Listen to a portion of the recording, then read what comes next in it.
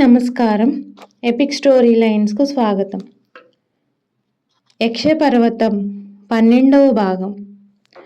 ఖడ్గా జీవదత్తులు పొగలేస్తున్న చెట్ల దగ్గరకు పోయి ఒక ఎత్తైన చెట్టు ఎక్కి ఎలుగుబంటి ముఠ ఏం చేస్తున్నదో చూడసాగారు.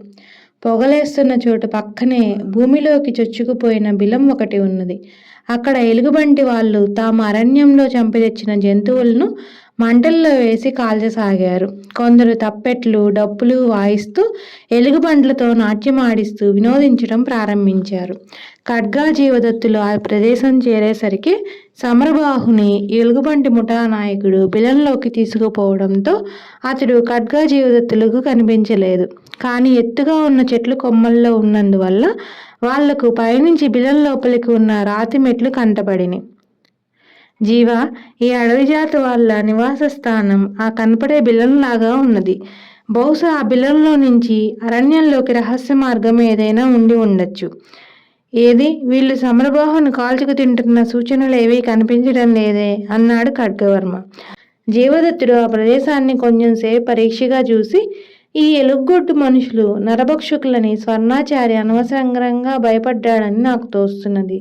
వీళ్ళు అరణ్యంలో వ్యవసాయం చేస్తున్న తీరు చూస్తే వీళ్ళు దొరికిన మనుషులను బానిసలుగా ఉపయోగించుకునే జాతిగా కనిపిస్తున్నారు.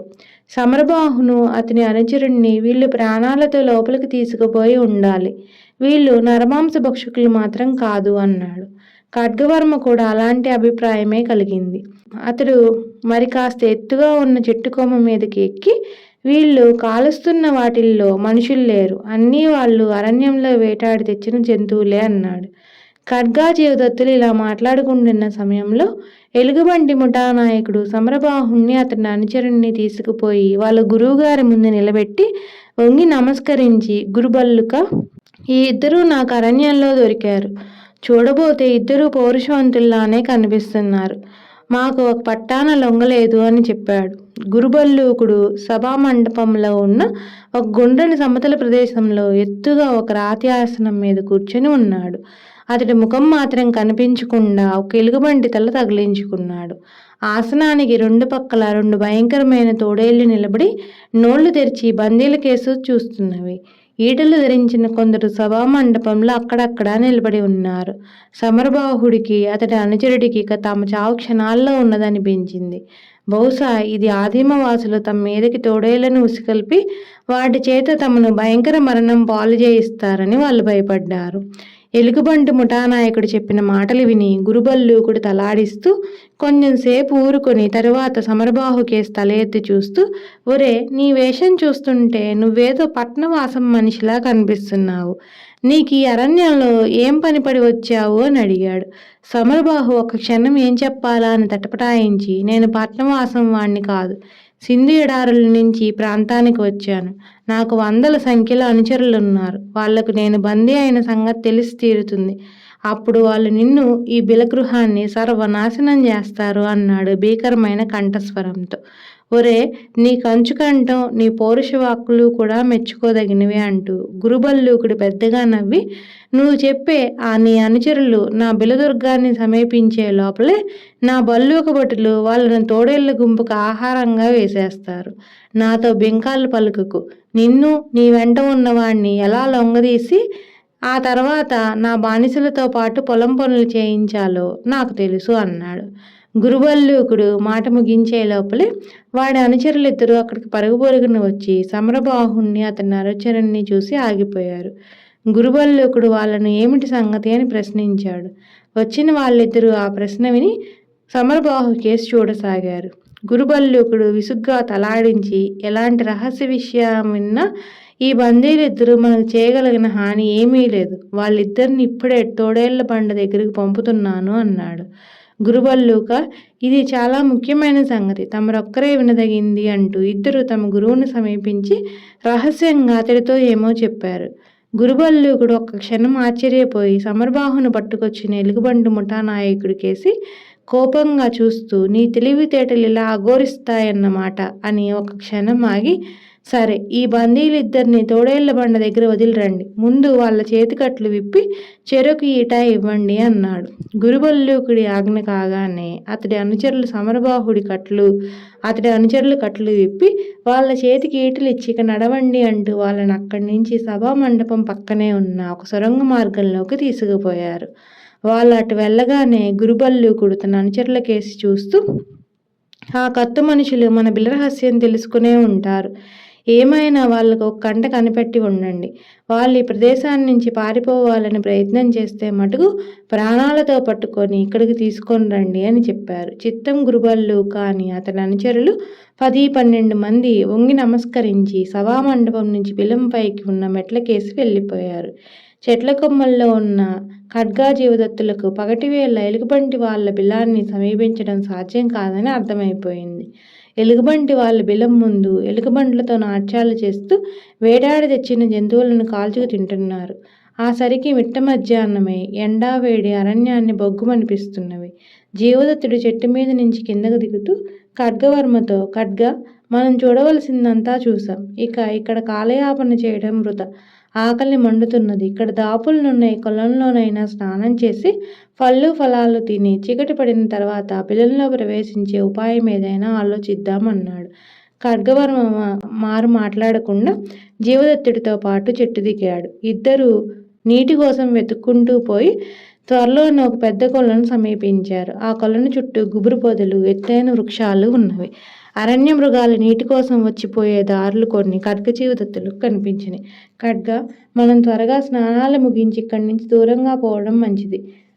ఈ కొలనును అడవి జంతువులు, ఎలుగుబంటి ముఠా వాళ్ళు కూడా నీటి కోసం ఉపయోగించుకుంటున్నట్టున్నది అన్నాడు జీవదత్తుడు. జీవదత్తుడు ఇలా అంటుండగానే అల్లంత దూరంలో ఉన్న పొదల్లో నుంచి 4-5 అడవి కోళ్ళు గగ్గోలుగా అరుస్తూ బయటకు వచ్చినాయి. వాటిని చూస్తూనే ఖడ్గవర్మ అడవి కోడి మాంసం తిని చాలా రోజులైందంటూ వాటికేసి బాణం ఎక్కుపెట్టి వదిలాడు. బాణం రివ్వురివ్వుమంటూ పోయింది. అది అడవి కోళ్ళలో దేనికి తగలలేదు. అవి అరుస్తూ ఎగిరిపోయినాయి. కానీ ఆ మరుక్షణాన్నే గురుబల్లూక చస్తిని అన్న మనిషి కేక వినిపించింది. ఆ కేక వింటూనే ఖడ్గా జీవదత్తులు ఒక క్షణకాలం నివ్వెరపోయారు. ఖడ్గా, ఏమిటి వింత? నువ్వు వదిలిన బాణం అడవి కోళ్ళను కాక పొదలో దాగి ఉన్న ఎవరో మనిషికి తగిలినట్టుంది. గురుబల్లూకుడెవడు అంటూ జీవదత్తుడు పొదలకేసి పరిగెత్తాడు. ఖడ్గవర్మ కూడా అతన్ని అనుసరించాడు. ఖడ్గా జీవదత్తులు చావుకేక వినపడ్డ పొదలను సమీపించేంతలో ఎలుగుబంటి ధర్మాలు ధరించిన వాడొకడు వాటిల్లో గిలకలా తన్నుకుంటున్నాడు. ఖడ్గవర్మ వదిలిన బాణం వాడి గుండెల్లో దిగి ఉన్నది. జీవదత్తుడు వాడిని సమీపించి, ఒరే బాబు, నువ్వెవడువో తెలుస్తూనే ఉంది. కానీ మేము నిన్ను చంపాలని బాణం కొట్టలేదు. ఈ పొదల్లో ఏం చేస్తున్నావు అన్నాడు. గాయపడిన వాటికి మాటలు వినబడినవి కానీ వాటికి జవాబిచ్చే స్థితిలో లేడు. వాడు పొదల్లో అటు ఇటు దొర్లుతూ గురుబల్లూకా అని గొనగసాగాడు. జీవా, వీడు మరొకటి 2 క్షణాల కన్నా బతకడు. నా అనుమానం ఏమిటంటే వీడు అడవికోలను పట్టుకునేందుకు పొదల్లో పొంచి ఉన్నాడా, లేక మన మీద వేగు చేస్తున్నాడా అని అన్నాడు ఖడ్గవర్మ. ఊహు, నీ ప్రశ్నకి జవాబు ఇవ్వాల్సిన వాడి ఆత్మ కాస్త గురుబల్లూకుడిలో ఐక్యమైనట్టుంది అంటూ జీవదత్తుడు వెనుదిరిగాడు. ఖడ్గవర్మ ఎలుగుబంటి చర్మాలు ధరించిన వాడి కేసు పరీక్షగా చూసి వాడిలో ఎలాంటి చలనం లేకపోవడంతో మరణించాడని గ్రహించి తాను జీవదత్తుడితో పాటు పొదల్లో నుంచి తిరిగి కొలను ఒడ్డుకు తెచ్చాడు. ఆ తర్వాత ఇద్దరు కొలనులో స్నానం చేసి ఆ పక్కలనే ఉన్న వృక్షాల నుంచి పళ్ళు కోసుకు తిని ఒక చెట్టు నీడన సూర్యాస్తమయ కాలం వరకు విశ్రాంతి తీసుకున్నారు. ఖడ్గా జీవదత్తులు ఇద్దరికీ బిలంలో ఉన్న వాళ్ళు తమ నా ప్రాంతాల్లో ఉన్నట్టు తెలుసుకున్నారన్న అనుమానం కలిగింది. అయినా సమరబాహుణ్ణి బంధవిముక్తుడిని చేయకుండా వెనక్కి తిరిగిపోవడం న్యాయం కాదని ఇద్దరూ నిర్ణయించుకున్నారు. సూర్యాస్తమయమే కొంతసేపటికి అరణ్యమంతా చీకట్లు కమ్మాయి. ఖడ్గా జీవదత్తులు బిలంకేసి బయలుదేరారు. ఎవరైనా తమను అనుసరించి వస్తున్నారు అన్న సంశయంతో వాళ్ళ చుట్టూ జాగ్రత్తగా కలయి చూస్తూ కొద్దిసేపటికి బిలాన్ని సమీపించారు. బిలం పైన కానీ దిగువన కానీ మెట్ల వద్ద కానీ కాపలా వాళ్ళెవరూ లేరు. ఖడ్గా, పరిస్థితి అర్థమైంది కదా. ఈ బిలంలో ఉన్న ఎలుగుబంటి మనుషులు చాలా తెలివిగా బంధించబోతున్నామని అనుకుంటున్నారు. మనం కావాలనే వాళ్ళకు బందీలుగా చిక్కుతున్నామని, ఆ తర్వాత తమ ముఠా అంతా సర్వనాశనం కాబోతుందని పాపం వాళ్ళెరుగరు. అన్నాడు జీవదత్తుడు బిలం లోపలికి ఉన్న మెట్లు దిగుతూ. ఖడ్గవర్మ కూడా అతడి వెనకగా మెట్లు దిగసాగాడు. ఇద్దరూ ఆ విధంగా కొన్ని మెట్లు దిగి కొంచెం చీకటిగా ఉన్న మలుపును చేరేంతలో 10-12 మంది ఎలుగుబంటి వాళ్ళు వచ్చి చప్పున చీకట్లో నుంచి బయటకు వస్తూ ఈటలెత్తి, ఆగండి, పారిపోజూసారో మా ఈటలకు ఎరవేస్తామన్నారు. జీవదత్తుడు వాళ్ళని చూసి నవ్వుతూ, ఒరే, మమ్మల్ని ప్రాణం లేని ఈటలకు ఎరగా ఎందుకేస్తారు? తోడేళ్లకి వెయ్యండి. ఆ వేసే ముందు మీ గురుబల్లూకుడి దర్శనం ఇప్పించండి అన్నాడు. ఎలుగొడ్డు వాళ్ళలో ఒకడు చిన్న గొంతుతో, అంత పెద్దగా మాట్లాడకండి. గురుబల్లూకుడు తన ఇష్టదేవత అయిన వృకేశ్వరి పూజలో ఉన్నాడు. మిమ్మల్ని ముందు తోడేళ్ల బండ దగ్గర వదులుతాం. అక్కడి నుంచి బతికి రాగలిగితే అప్పుడు మీరు గురుబల్లూకుడి దర్శనం తప్పక అవుతుంది అన్నాడు. మహాప్రసాదం, ఆ తోడేళ్ల బండ ఎక్కడా అన్నాడు జీవదత్తుడు. తొందరపడకండి, అక్కడికి వెళ్తున్నాం. ఇప్పుడు ఎలుగొడ్డు మనుషులు ఖడ్గజీవదత్తుల వెనక ముందు ఉండి ఒక సొరంగంలోకి దారితీశారు. దూరాన ఎక్కడి నుంచో తోడేళ్ల అరుపులు, బీతుకున్న మనుషుల కేకలు ఆ సొరంగ మార్గంలో ప్రతిధ్వనించసాగినాయి. ఖడ్గ, ఆ కంఠస్వరాలు సమరబాహు అతడి అనుచరుడివై ఉండాలి. తోడేళ్లు వాళ్ళని చంపుకు తినే ప్రయత్నం చేయటం లేదు కదా అన్నాడు జీవదత్తుడు. ఖడ్గవర్మ జవాబు ఇవ్వబోయేంతలో ఎలుగుబంటి వాళ్ళల్లో ఒకడు ఈట జులిపిస్తూ నిశ్శబ్దం, 1-2 క్షణాల్లో ఆ తోడేళ్లు చేస్తున్నదేమిటో మీ కళ్ళతోనే చూస్తారు అన్నాడు.